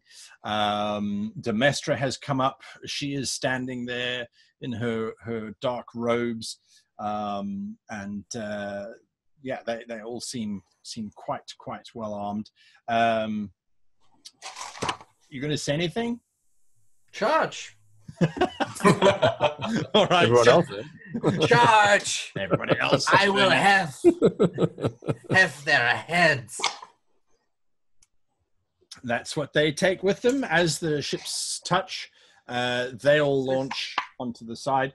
You can see that there's this cabin, and within that cabin, there is an individual. You haven't seen him before, but you can instantly tell that it must be this Kruvix fellow. He's holding this staff. It looks as if it's carved out of blue crystal, and every now and again it flares with this green discharge. Does it look familiar as in the Ice Elf familiar? Yes, very much so, as a matter of fact. Very, very, very, very much so. Well, I know where I'm going. He is surrounded by the drow folk, these drow warriors. They are getting ready to fight back. Literally everyone's sort of just braced for this coming together. Yeah, Back down. Yeah, back down onto the ice shelf. Sorry, to clarify, my Hungry Jaws was my con modifier plus your 1, so it's only 3 hit points. 3 hit points? Just to clear it, yeah. All right, there we go. Hortus, you making your punch attack? Yes, I rolled a 7. 7, all right, so your that fist bounces off my... Yeah. And I also rode for Galros to see what's going on, and he got a... that was a 7, 8, 10 to see if he notices what's going on. Right, so he kind of didn't. He was busy looking at the mountains of fresh whale meat that is just everywhere, and the scent of blubber, and this is meat for weeks, right? Yeah. So that's kind of where his focus was. So good pet there, right? Oh, yes, he's a good brother. Yeah, right. Okay, so then Saruk, back to you. You obviously are aware of what you've tried to do. You're also aware of the scent of flesh everywhere. Yeah, as in my feeding frenzy. Okay, well, I leap backwards and my eyes wide open, and I exhale throatily at the half-orc and Saruk, sorry. And immediately look around to see what I can see is happening. Where is the ship? A very broken human is lying where you very much were.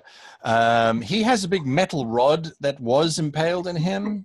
That rod was pulled out, leaving rather a nasty wound, which is luckily frozen over. It isn't spurting.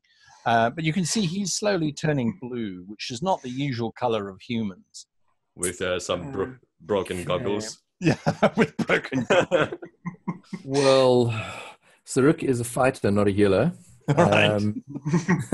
I'll go ahead. I'll go ahead and try and fix that. Yeah. All right. I look at you and blink once, and look at the human and blink once, and sort of open up some of my father's honey whiskey. Pour it down his mouth. Try to revive him, and go ahead and try that for a 13. 13. Okay, so Horton, you get this shot of honey whiskey, which again gives you, it pulls you out of, you were in a very happy place. It was a warm place. What place was it where you were in? Give me an idea. Well, he would have imagined himself to be in the city or town called Sparwin, with his father and mother doing some fishing. Right. Suddenly that fish that has been caught by your mother, and you're all sort of laughing as she's struggling with the rod and the line trying to catch the fish, and she's shouting, help me, but you and your father are just laughing too much because of the spectacle. That fish launches itself out of the water and smacks you across the face, and you get the scent of fish, this very strong fishy aroma. Should have wrapped it into a newspaper. Yeah, and then your eyes open, and that scent of fish, that aroma of aquaticness, if you like, is still there, and it looks as if you've landed in amongst this bloody war zone of dead creature. There's a large half-orc looming over you with a flask of whiskey. Bite him.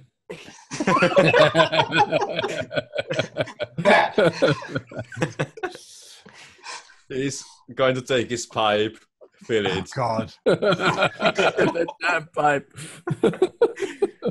And he's just bad going news to for you. look at the sky. As you sort of pat around for your pipe and you pull your pipe to light it, it's just the stem, the bowl broke off. Who knows when? Oh, no. Kill yourself now. I roll 8 for suicide watch. All right, so that's the three of you down on the mountain range. You are slowly recovering. Luke, you've got your temporary hit points, but you've been restored to 1 hit point each effectively because of the menacing of Hortus as he tries to keep you stable and alive. Blackston, back up to you on top of the skywall. The battle is going quite fiercely. There's a drow steps up to try and stop you from boarding. What are you doing? Kill him. All right, make your attack. I'm not in the negotiating mood right with now. this current party, I thought you might have just jumped off of the ship because... No. So I rolled a 20 and a crit. Oh, lovely. All right. Woo. So the 20 is 13 points of damage. Right. And the crit you want me to see what happens. Yeah. So that's another 20 on this 20. You roll the actually, double. you just want the natural die. You just want the die roll, right? Oh, yeah, that's 13. 13. All right. Okay, so that's triple damage. +7. Wow. So that's plus, so triple die. All right. Mm-hmm. So then that's 6 plus 8 is 14. Plus 12 is 20. Yeah, 26. Wow. All right. So, Well, 39 points of damage. yes. He steps up towards you. You can see he's got some very cruel-looking climbing hooks that he's using as almost claws. As he steps towards you, you just... So this is with my halberd at this point. I With would the have halberd? grabbed it before. Yeah. So okay, so he dies. Completely. All right. So what I do is I jump on the board and I rush towards this mage. Right. And he steps this in the way. This pulls up, steps in the way, and I just use the back end of the halberd to get it between his legs and can just like trip one leg away, so he just goes down and then just like into the side of the shoulder and deep kind of cutting through bone, like the collarbone. Absolutely. And into the lungs and kind of pulling it out and then moving forward. Is there anyone else? As you pull it out, he tipples over the side and disappears down towards the snow below. The rest of the crew have engaged the other drow, and they are doing a very good job. You can hear that there's someone shouting out commands and things. It's at that point that there is this massive green flame that plays out over the side of the Windswift towards the drow, and 3 of the drow suddenly catch on fire. At the end of the green flame, you can see Waffen Jockenstoke. He's got this heavy metal plated visor on, and then it looks like these giant metal cylinders strapped to his back, and he's holding this brass cone which is dripping green fire off down into oblivion as he's getting ready to release another vent towards the drow. So how far can I reach with the remainder of my movement? Can I reach the mage? You can basically get to the mage. As you're running towards him, he turns towards you, his pale skin very, very evident. And he gives you this very empty grin. And as he gives me the empty grin, I give him the backhand of my halberd for a 19 to hit. That's a hit. I don't get to make my villain speech. No villain speech. Wow. Put down. I'll use a 2nd level smite. Right. Oh my god. So that's he's not undead or fiend, right? So No. it's just a humanoid. All right. So then that's 7 points. Right. Plus another 20. Wow. Brutal. Okay. Well, you smack into his head. He stumbles backwards. The spell that he was casting completely fizzles out and fails. And that hollow grin obviously is replaced by this rictus of pain and suffering as he reels from this tremendous amount of damage. Blue blood starts to pour out of his nose, which is very clearly broken. Back to the 3 of you on top of the ice range. What are you doing? Apart from licking each other. Well, I'm going to go and try and pick up the 2 of them and just hurl them into the boat and head back on up. All right, so that's what you're trying to do. Are either of you resisting? No, Saruk launches himself into the skiff. He's looking up at what's happening elsewhere and is quite eager to get in there. A drow, as you've described, quite neatly drops next to you and explodes on impact. As you look up, you can see the Windswift is now alongside one of these sky wheels, sailing quite neatly overhead. Horton, are you resisting as well? Hortus is trying to help you up into the skiff. The lizard sort of leaps up into the skiff. he's just holding the remainder of his pipe in his hand. He looks sad. He has mouth, yeah. Which is frozen solid. Yeah. It's cold up here. All right. So you guys jump into the skiff. Hortus, would you please give me a survival check?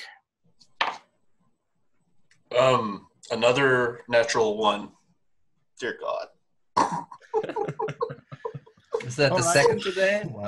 Third. Third. All right. Third. So roll it again. Just give me the number. As the skiff 1. explodes. All right. Yes. So in your excitement, everyone's on board. The skiff has the similar controls to the itself. So you start to pull on the altitude controls and the thruster controls, and she pitches out over the edge of the mountain range quite neatly, and then starts to drop down the side of the mountain in the opposite direction to the Windswift at quite a pace. So it is basically accelerating at 9.8 meters per second. second. Is that what you're saying? Correct. You forgot to engage. Oh no, I see a Back to the Future Yeah. moment. Yes, Back to the Future. Well, that's already happened, and it's about to stop happening, as a matter of fact. As we cut back to Blackstone, the mage is stumbling backwards. You can see he's trying to do something with the staff, and it looks like a medallion around his neck. Now, that medallion, you've seen a similar one before. That passed hands multiple times between Graham and Mutaro himself and Archon, and it's not exactly the Mutaro same. and Graham? What? What happened? This one has different inscriptions on it, Yeah. but still definitely a dragon symbol Yeah. on it. He's trying to Killing. cast something. Yeah, I'm killing. Just killing. All right, make your So attack. what I want to do is... Okay, so here's what I will try to do. And you'll say if this works and how it would work. Right. I'll try to use the pointy end of my halberd and stick it very firmly and very deeply into his body, roughly around where the medallion or amulet would be. Right. Are you trying And to then use... okay. And then basically try to whip it off. Like, I don't know, is it like the leather band or is it like a metal? It looks as if it's a fairly crude bronze chain. All right. So I would then kind of twist it and just like use the blunt end to kind of try to rip it off his head. That's the first thing. All right. So I don't know if this would change anything, but I'm trying to attack him and do this. Sure, absolutely. Make your standard attack first. 26. That's a hit. Give me a... I will also use a smite on the attack. I will use a second level smite on the attack. All right. That is then 21 points total. So 9 slashing, 12 radiant. Yeah. You gotta love that smite damage. All right, and then give me an acrobatics check. Okay. Or sleight of hand. Or sleight of hand. Yeah, sleight of hand's better actually. Sleight of hand. Yeah, it's the same for me. It's 4. 4. You rolled a 4? Yeah. All right. Modified 4. I rolled a 3. Oh. Right. So you impale the halberd's head through his occipital medullary, through his spine out the back. There is a satisfying burst of blue blood that sprays across the back window of the cabin. And then you're trying to flick the amulet sideways and sort of off of him. But you didn't anticipate that he was going to suddenly drop like a stone because he's now very, very dead. So all that happens is he just slices himself off of your blade and lands in this sort of bloody mess on the floor. The amulet is still around his neck. The staff drops and lands very heavily on the deck. Looking around, you can see that Mios has been wounded quite badly, but that the rest of the crew seem to be holding their own against the drow. Oh, well, it's like I already did my action, so as part of the rest of my action, the amulet and the staff were glowing. Correct. They're not glowing anymore. Okay, that was my question. Well, if that is the case... Oh, this is actually an interesting question. What would I do? I'll come back to you. All right, the three of you are busy plunging now down a new mountain range. This time around, the bottom is not covered in a light dusting of snow. It's great. old black shale that forms the base of the Dolerite and shale mountains that are the Great Kush mountain. Well, Saruk is happy. It's warmer climes. By a few degrees until you plunge through into hell, and then you're fine again, and it's nice and balmy. So we'll start at the top of the motley crew. Hordus, what are you doing? Are you going to try and correct your mistake? You realized you didn't... I rolled a 17 to try and correct this. All right, so you're going to try and correct that. Saruk, what are you doing? What is he actually doing in terms of trying to correct this? So he's basically got altitude controls, which if you engage carefully, there's altitude for the fore and the aft of the ship. Okay. So I watch him pulling. Is he pulling something? Yes. So he's going to pull 2 altitude controllers. Okay. Saruk is going to just dive in and grab one and start pulling with him. He doesn't know the mechanics of it, but he can see what he's trying to do. All right. Oh, no. Absolutely. Okay. So you're going to try and help him on that one. And Horton, apart from pointing out the ground... Horton is going to take the container where he keeps his thing, the weed that he has been smoking. Sure. He takes a little amount. Right. This a very stringy grayish weed, or grass more like. Right. He puts it in his mouth and starts chewing it. Right. He's going to lay back and think that now he's going to go back to the ship, hopefully. With a fucking vampire. Well, that's the other problem. All right. So that's what you're doing. That's what you're doing. You're busy pulling on the controls. The skiff was dropping down. You initialize the repulse of the runes that are on the underhull. You pull on the altitude controls, and she starts to level out and now is moving in amongst the peaks of the mountains. So you're going to have to start to maneuver your way left and right, and then decide on where you're going to go from there. The lizard man has sort of pushed the controls all the way over, so that's sort of unstabilizing the whole affair. But he seems very eager, very, very eager to help and resolve this. Blackson, what are you doing?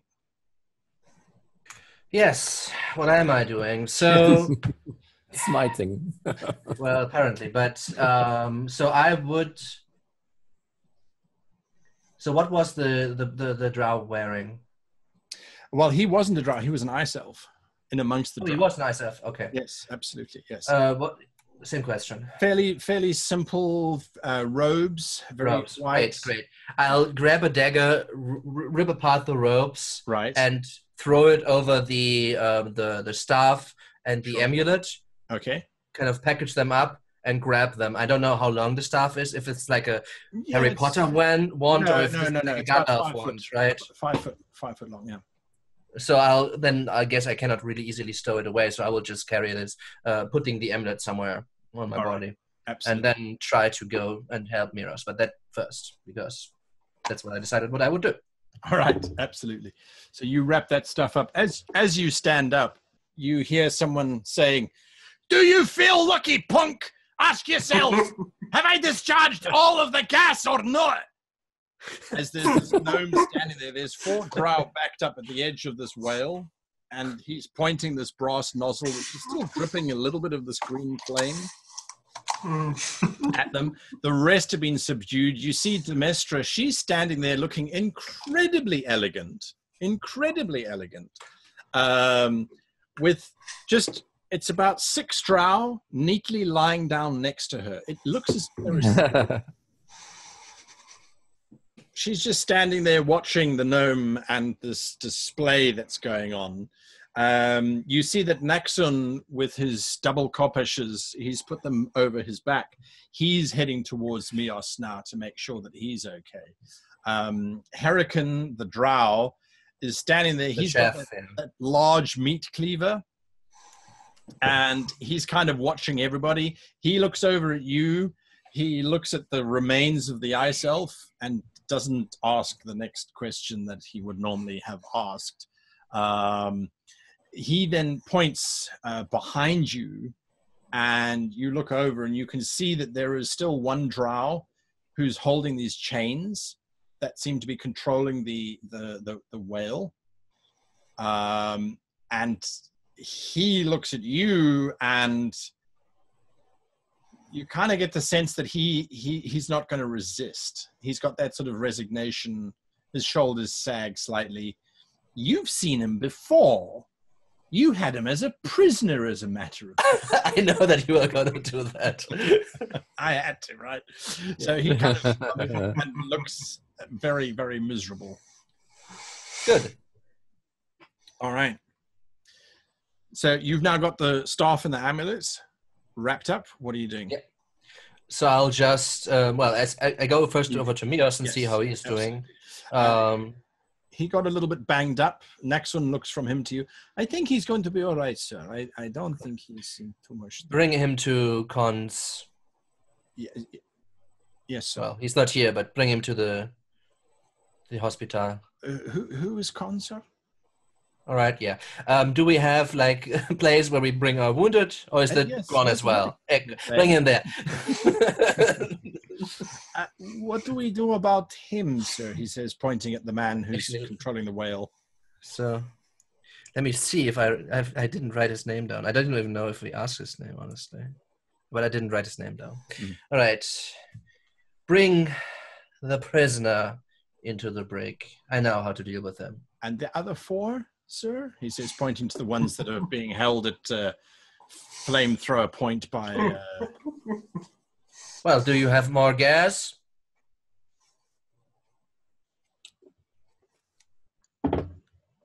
At the corner of his mouth, I'm not too sure, sir. No need to try. No need to try. Free this whale from this contraption and bring them to the brig as well. All right, sir. he starts to well, the whole crew start to go about dismantling. And I'll head back to the, I guess our mapping room is also our conference room, right? That's right. So that's where I'll go. So you're going to head back there. The three of you on the skiff, you're sort of zipping between mountains, and slowly but surely, Hordes, you start to manage to take control. Do you ever politely ask the lizard man to stop helping you fly? No, I just let him continue on thinking that's the sociable thing to do. Good move. Not smart, but good. All right, so from the back of the ship, you get the distinct smell every now and again as you're hearing this chomping sound coming from the front of the ship where the human is lying. There's this very strong narcotic aroma that seems to be drifting over the ship. But it is to your relief, perhaps, that you manage to break out of the mountain range and start curving back towards the Windswift, where you can see this massive skywheel. The armor is sliding off of it, and there's almost a graceful sound, like a cooing sound coming from it, until the last chunks of metal have fallen off and the skywheel takes off and heads back towards the clouds. Ah, freedom. Absolutely. And with that, we bring to a conclusion the very unusual adventures of the Windswift. Today's episode of plunging, diving, falling, flying, and, well... The 5 Ds. Dodge, dive, duck, dip, and dodge. Dodge! Anyway, so thank you very much for watching. Those of you that don't stay for the review afterwards, we have... had a lot of fun here, I think, and hopefully we will see you next week for more adventures of the Windswift when we return with hopefully a full crew, and the journey will continue for the ship. So until next time, thanks for watching. Goodbye. For those of you that stay with us, well, we're now going to do our review of the session from the individuals who took part. The view of most of them should be that there was lots of mechanics involved to make sure that they remained part of the audition process and didn't sidelined quietly to sit and watch the rest of the show unfold. So I will use Dice of Destiny to determine who goes first. And first up is none other than Mr. Horton Ives. John, what did you think about the session? Did you have fun? I had loads of fun. This was amazing. I really found it funny that Horton did not roll any attack rolls during the session. And even though he wasn't in combat per se, he almost died. Which I thought was really fun. If I was aware that the Oracle, what was her name? Cassandra? Demestra was alive, then Horton would have behaved a lot differently at the start, but now that he knew, then right. Well, thankfully he wouldn't really have known, because usually the Oracle stays in the Oracle's room. They don't really fraternize too much with the crew, so you probably wouldn't have known even if she had been on board. Absolutely, because there's a lot more to the Drow story with your character than meets the eye. Absolutely. Okay, moving on to the next H. Hordes. I have to say this was definitely a treat. The whole time I was sitting here trying to figure out exactly, okay, my character's not really a sociable character. Okay, how would he do this? How would he do that?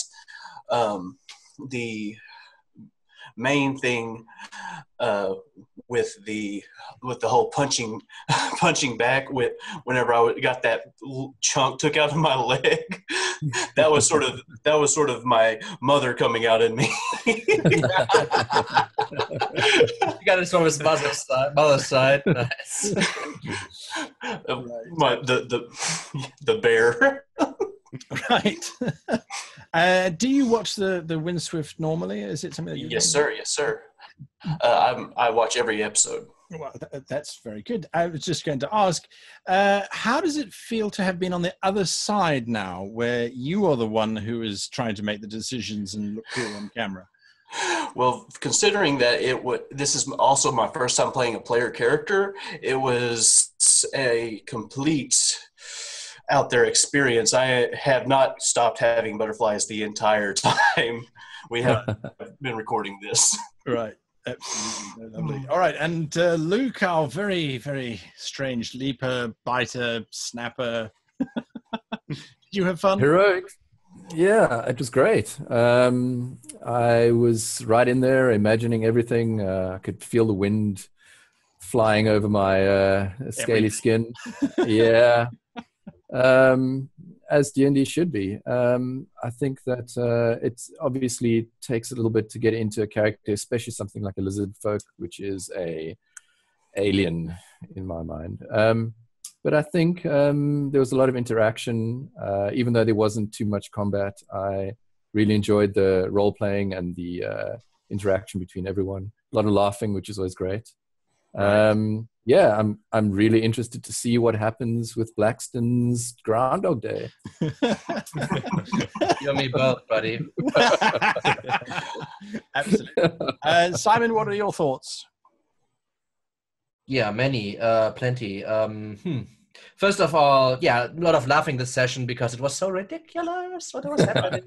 Right. So in that case, well, yeah, it was ridiculous in a good way. I'm not like this is like very cinematic how it kind of unfolded, and I kind of made the decision early to have this kind of dive, kind of chase scene, which I thought would kind of play into that. So that kind of worked out rather nicely. I'm a little bit sad then on how it unfolded for the 3 recruits because of decisions. And the 3 of you can be very lucky that I was not the GM today. Yes, I'm gonna leave it at that. Yeah. On the decisions of my character, yeah, it was very interesting to see like one of the crewmates go down, and having like these possibly powerful and fairly obviously meaningful artifacts in front of me. If I have them next week, who knows? But so having to decide there which is more important was kind of an interesting. I like decisions like this that are not clear cut. That you actually need to make a judgment call on the morals of a character.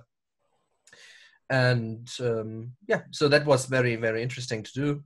And yeah, aside from that, it was fun. I can completely say the same thing, that it was fun.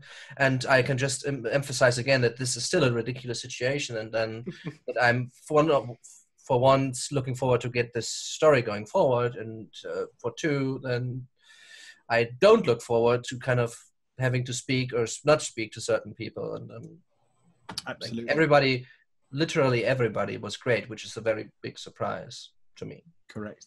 No, I think everybody who's participated has been a lot of fun to play with.